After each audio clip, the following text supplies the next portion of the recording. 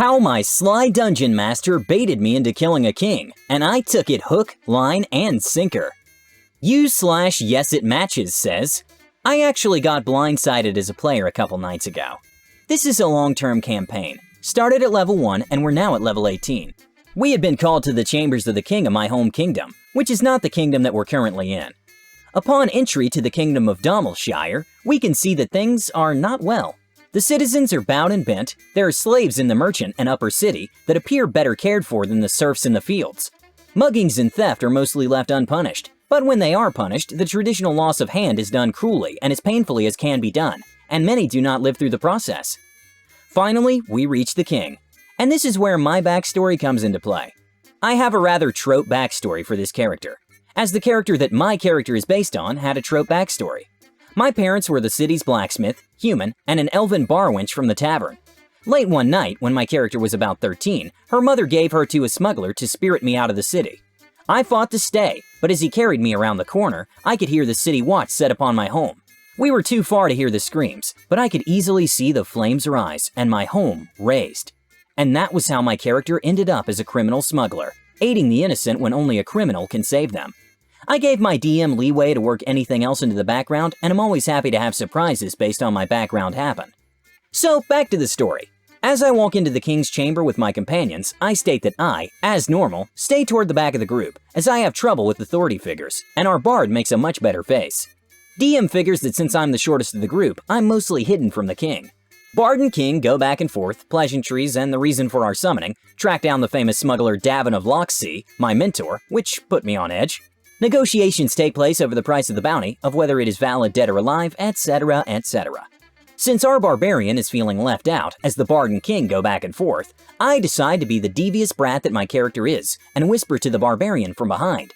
Geez, if the bounty is that high, the smuggler must be impossible to find and must have fled the kingdom with the good queen's virtue. I'd suggest it could have been the honorable king's virtue, but he seems like a man long separated from any virtue. Of course, our barbarian as well as the barbarian's player both start laughing, to the point of approaching kilt wedding. Ha! Once the king restores order, he asks the barbarian, "What is so funny? Please, share it with the rest of the court." Gods bless our barbarian for having more charisma than wisdom.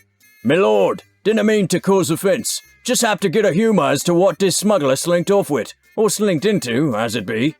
The king's mood darkened instantly. "The smuggler nigh 2 decades ago slinked off, as you say, with my last bastard child, and the only possible threat to my crown. I'd send you after her if I could give you more information than she was just barely a teenager when he took her. Plus, how could I describe a half-elf lowborn that would stand out?" At this point, I had no doubt he was talking about me. I stepped out from behind everyone and lowering the shawl that I was wearing, walking forward, the murderous rage building in my character's eyes as I approach. "How about you describe her as a half-elf woman, nigh 30 years in age, with coal-black hair and her mother's emerald green eyes, daughter of the, as you so pronounced, traitorous bar wench Katita, daughter of the, as you also so pronounced, traitorous blacksmith Thandrick, given the birth name of Drusilla Belladonna, and known as a member of the Meistersmith family clan.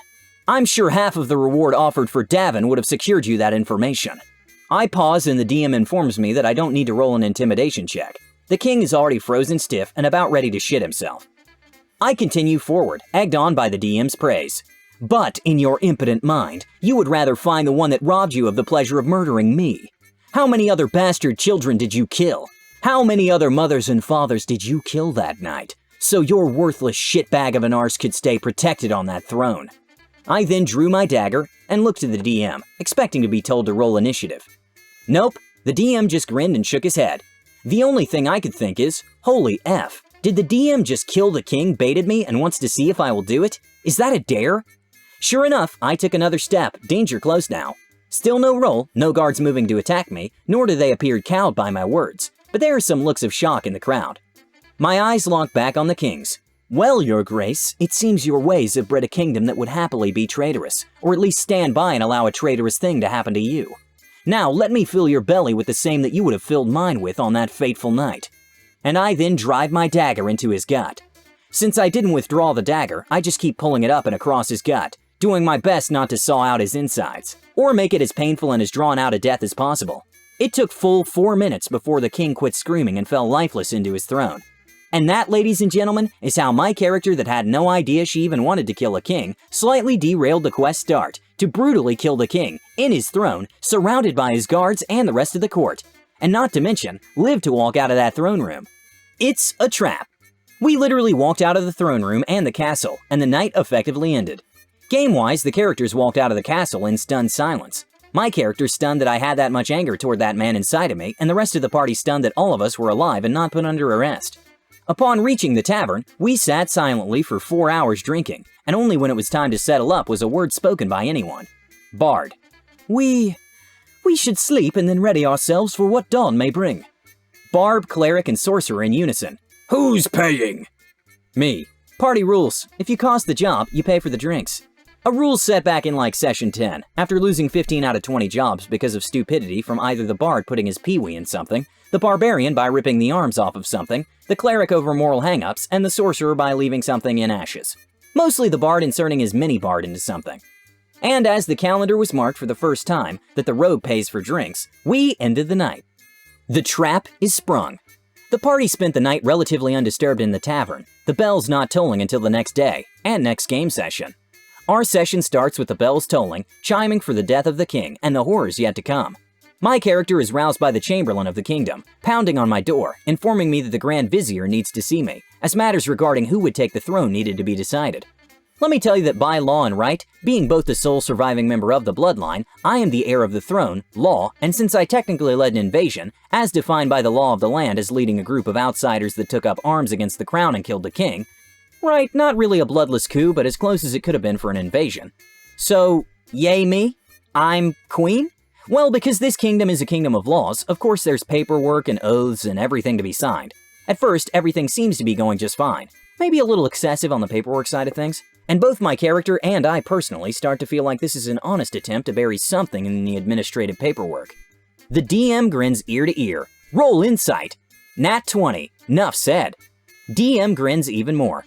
Yes, the Grand Vizier has been trying to bore you with all the legal scrolls and get you into habit of just giving the documents a quick read-over before you sign.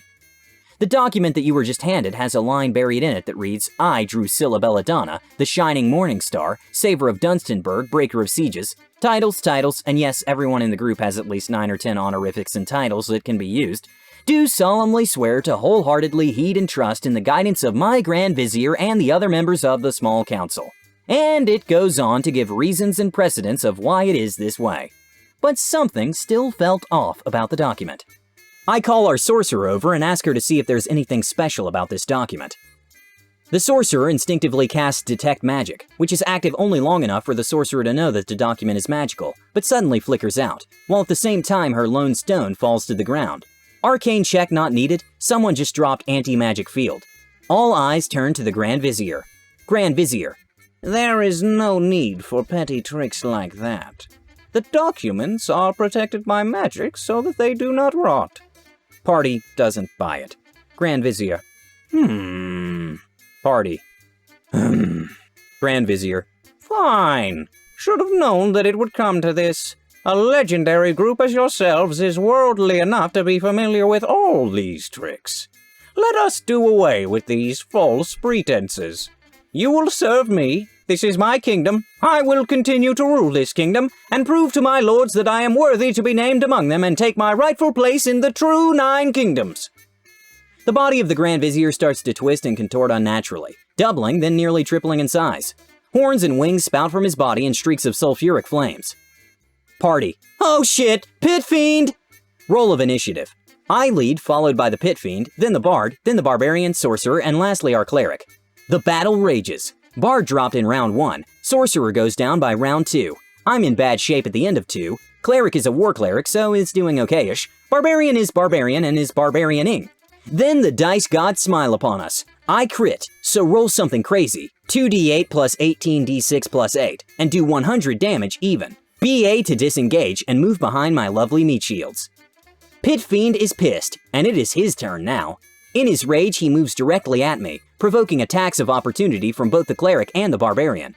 The Barbarian, my lovely hero of a half-orc barbarian, rolls for his attack. I'm gonna take the -5 and swing for the fences using Great Weapon Master. Crit! 5d12 plus some magic stuff and whatever his sickening bonus to damage is because of deciding to go for broke with Great Weapon Master, and being a raging frenzied berserker barbarian. Pit Fiend does not look good, and it does not look good for the Pit Fiend. Cleric attacks. It is not a crit. Rolls for damage. It's a 1. Minimum damage for the win. Party. Worried looks all around, not sure if we can handle another round or 2 of this abuse. DM finishes with his math. Well, congrats to Ver, those 8 points of damage managed to kill the Pit Fiend. It falls dead. Party. Oh, man.